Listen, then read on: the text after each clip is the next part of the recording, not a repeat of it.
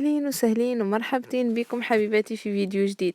اليوم بما أني عندي بزاف خدمة في الدار وعندي خرجة راح نروح نقضي، حبيت نشارككم معايا في أسرع طريقة وأسهل طريقة لتحضير العدس، وفي آخر الفيديو راح تشوفوا معايا بعض المشتريات.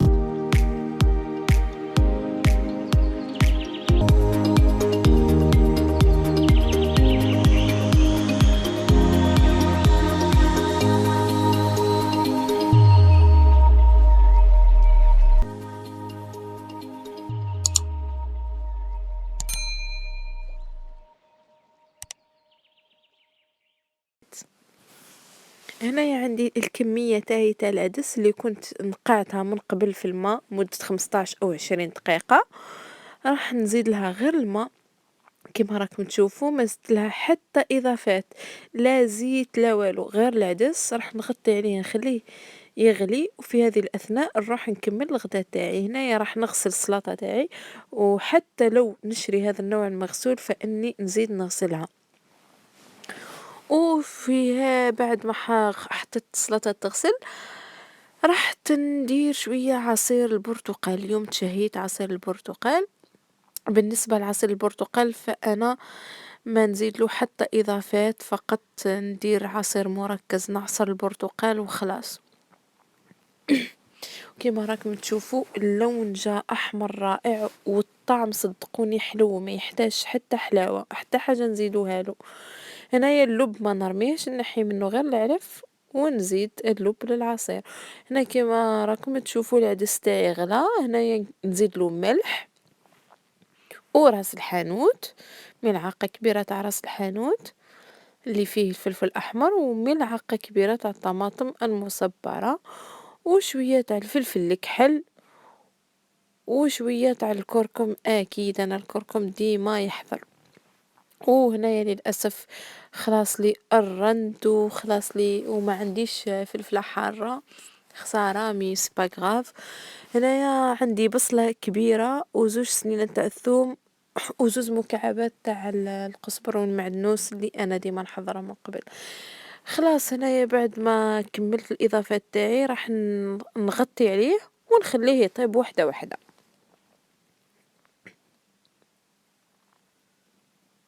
هنايا بعد ما طاب العدس تاعي كيما راكم تشوفوا، شكون اللي قال باللي ما قليناهش وما سنيناش البصله تتقلى وتذبال؟ خلاص العدس جا ريحته تشهي، ما عليكم غير تجربوه وترجعوا لي الخبر. وبالنسبه للكميه يا حبيباتي، انايا ناكل 6 ملاعق او 7 بالاكثر، والسلطه ناكل الكميه اللي تشبعني، وبلا ما نساو الكاس تاعي تاع العصير. بالنسبة لي أنا هذا هو غدايا وبالصحة والراحة.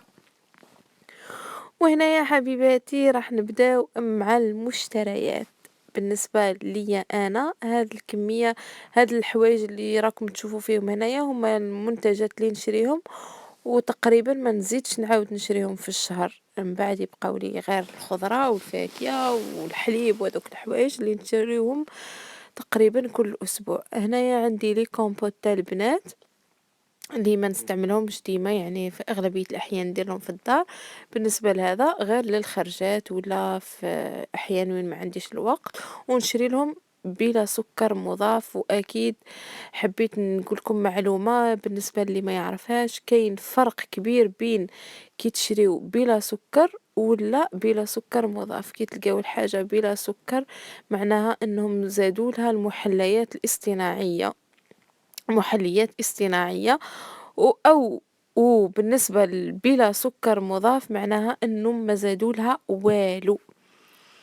يعني كي تشريو حاولوا ديما تحوسوا على بلا سكر مضاف، فهذه أحسن لصحتكم وصحة ولادكم، لأنه حتى لاسبارتام ولي ديكولورون اللي يستعملوهم في التحليات صدقوني ما همش ملاح، وأكثر خطر على صحتنا من السكر. وخلاص بالنسبة لي كومبوت هذه هي. هنايا عندنا الحمص والعدس اللي شكون يستغنى عليهم في المطبخ ما يحتاجوش تعريف. واكيد اللوبيا هنايا ما كانش ما لقيتش. بالنسبة للشوفان فأنا نشري حوالي 2 كيلو هكاك في الشهر، 2 كيلو لإني نستعملو في الكريب، في البانكيك، في الخبز، في لي سوب نضيف ملعقة في لاسوب تاعي. بالنسبة لهذا الكيس فهو فيه الخبز جاهز، يعني دايرين فيه الخبز، فيه كلش، فيه الخميرة، فيه الجلجلان، فيه كلش، هو خبز تاع القمح الكامل. نشري كيس كاكاو ولا 2 للأوقات اللي ما يكونش عندي فيهم الوقت باش نجهز الخبز، فنفتح الكيس هذا ونعجنو ونخليه يطلع ونحطه في الفور وخلاص. هنايا خلاص بالنسبة للخبز. هنايا عندنا زريعة الكتان، وبالنسبة اللي ما يعرفش زريعة الكتان فهي زيت عفوا زريعة بذور غنية جدا بالأوميغا 3، يعني هي مفيدة بزاف خاصة الناس اللي يعانيوا من الإمساك ولا يحبوا ينقصوا الوزن تاعهم، يحبوا يهبطوا الكوليسترول، ننصحهم انهم يدخلوها في النظام الغذائي تاعهم. ونفس الشيء بالنسبة لحبوب الشيا، هي تقريبا نفس الفوائد تاع زريعة الكتان لكن زايدة عليها بشوية. وبالنسبة لبذور الشيا فهي غنية بالأوميغا 3 والأوميغا 6. ونفس الشيء بالنسبة للناس اللي عندهم إمساك ولا يحبوا ينقصوا الوزن ولا السكر، فهي تساعد في بزاف حوايج، وأكيد في الفيديوهات القادمة راح نهضروا عليهم. وخلاص الناس اللي تحب تنقص الوزن يقدروا يدخلوا هذه البذور في نظامهم الغذائي كل يوم. ونتنقلوا الباقي لي كورس تاعنا وشرينا هنايا عندنا المقارنة لي بات. هنايا عندي هذا الكيس، بالنسبة لي أنا هذا الكيس مثلا تاع 500 غرام نستعمله على 2 مرات. نشري الكيس هذا وكيس نفس النوعية تاع سباجيتي، يعني نشري 500 غرام تاع المقارنة و 500 غرام تاع سباجيتي في الشهر كامل، يعني ما نستهلكش أكثر. وبالنسبة لهذا النوع تاع الأرز الكامل فهو فيه أرز كامل وأرز أحمر والكينوا مخلطين، وهذه النوعية تاع أوشون هي الأرخص ثمنا، يعني البنات اللي في فرنسا تقدروا تروحوا الأوشون وتجيبوا هذا، فهو سهل، يعني كي ما يعودش عندك الوقت شوية تاع هذا شوية تاع سكالوب وانت تغديتي. وبالنسبة لهذه المعجنات عفوا تاع الحمص، كاين تاع الحمص وكاين تاع العدس، جربت تاع العدس قبل وروعة، خاصة اللي عندهم ولادهم ما ياكلوش العدس والحمص والآخر، باش نوكلوا لهم الألياف والبروتينات والحديد، فهذا أفضل خيار ولا خيار يعني باش نوكلوا لهم الفوائد تاع العدس والحمص. أنا عندي هاد العلبة تاع الأرز الكامل، وبالنسبة للأرز الكامل هذا هما واش نستهلك ما نزيدش. وبالنسبة لحليب الكوكو فأنا نشري حوالي 3 أو 4 علب كيما هذو، وهذه هي الحليب اللي نستعملوه باش نديرو به شوكولاتة طالي، نديرو به الكيك، نديرو بها بزاف حوايج راح تشوفوهم في الفيديوهات القادمة. وبالنسبة لهذه الكريمة تاع كريمة الكاجو فأنا أول مرة راح نستكشفها وجربتها وعجبتني، ونعوض بها لا كريم فريش، يعني نستعمل كريمة نواد كاجو ولا كريم دو نواد كوكو ثاني، راهي روعة لازم تجربوها. وبالنسبة لزيت جوز الهند فأنا لقيتها هنايا، لقيتهم دايرين تخفيضات، جبت 2 علب تاع 450 غرام، لكن أنا أكيد مانيش حنستعملهم كل، فقط أنا في الشهر ما نتجاوزش نص العلبة. وهنايا أيضا عندي كريم دو سوجا اللي هي نفس الفكرة، نعوض بها لا كريم فريش، والهدف منهم انهم ناقصين حريرات وناقصين نسبة السكر فيهم يعني. وهنايا ملح الهيمالايا بالنسبة للناس اللي يعانيوا من ضغط الدم، فهو منخفض الصوديوم، يعني مفيش بزاف صوديوم، أفضل خيار ليهم هو هذا. فوائده لا تعد ولا تحصى، لازمو فيديو وحده باش نهضر عليه ما عادش نكمل، خليوه للأيام القادمة. بالنسبة للكاكاو فأنا نستعمل علبتين لإني نستعملها بزاف، وفي الفيديوهات القادمة راح نديرو الكيك، نديرو لي كريب، نديرو البانكيك، نديرو بزاف حوايج بالكاكاو. وهذا الكاكاو الخام المر تاع ليدال وهو الأرخص ثمنًا. وهنايا بالنسبة للتمر أنا نفضل هذا النوع لأنه يعني نسبة السكريات فيه منخفضة شوي. بالنسبة للتمر أنا نعوض به السكر في الوصفات، راح تشوفوا في الوصفات القادمة إن شاء الله كيف تستعمل التمر مكان السكر.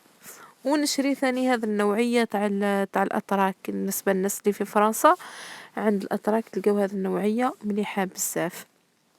أنا نحاول نركز على الحوايج اللي فيهم نسبة السكر منخفضة، حتى لو فاكهة. الجلجلانية ديجا حليتها، اللوز ديجا حليتو، نواد كوكو ديجا حليتو. وبالنسبة للعلبة فأنا شريتها على أساس إنها دي سيريال، لكن كي فتحتها لقيتها مجرد شوفان يعني في لاكون دافون وخلاص. هيا معليش تكلحت في البخي مي سي با غراف، خاطر دي أصلا نحتاج أنايا هذا الشوفان احنا نستعمله. وخلاص هذا هنايا عندي الأعشاب المجففة، القزبر والمعدنوس. وبلا ما ننساو خل التفاح، فانا ما نستغناش عليه، لازم يكون عندي خل التفاح لانه اول حاجه نديرها كي نوض من النوم اني ندير ملعقه كبيره في كاس ما دافي. وهنايا عندي الزيوت، هنا عندي زيت الحشيش، هي اغنى زيت بالاوميغا 3 واوميغا 6 واوميغا 9. واكيد في فيديوهات قادمة راح نهضر لكم شوية على هذا الزيت، رائعة جماليا وصحيا خاصة للشعر وللصحة اكيد. وما تخافوش هما منحيين من هذيك المادة المخدرة، مخليين فيها غير الفوائد، يعني ما تخافوش منها، فهي حلال وصحية بزاف. هنا عندي زيت الكتان، زيت الكتان ثاني زيت غنية بزاف بالأوميغا 3، مليحة جماليا وصحيا. هي فقط بالنسبة للزيوت ما لازمش تطيبوهم، يعني هذا الزيوت ما لازمش يسخنوا، تقدروا تستعملوهم في السلطات، تقدروا تضيفوهم في اخر الطبق، يعني كي تحطوا الطبق تاعكم تزيدوه وخلاص. هذه هي زيت الكتان، بزاف يعرفوا بذور الكتان، شكون ما يعرفهمش. هنايا كاين هذا الزيت اللي انا حوست على اسمها بالعربي، لقيت باللي اسمها زيت الفول. المهم بالنسبة للناس اللي يحوسوا عليهم في فرنسا تلقاهم في كارفور، في اوشان، في لوكلير تلقاوهم، والسعر تاعهم يختلف 9 أورو 6 أورو كل زيت والسعر تاعها. وخلاص بالنسبة للمشتريات الشهرية فهذه هي القضية تاعي تاع أول الشهر، من بعد يبقى منا غير الحوايج الأسبوعية.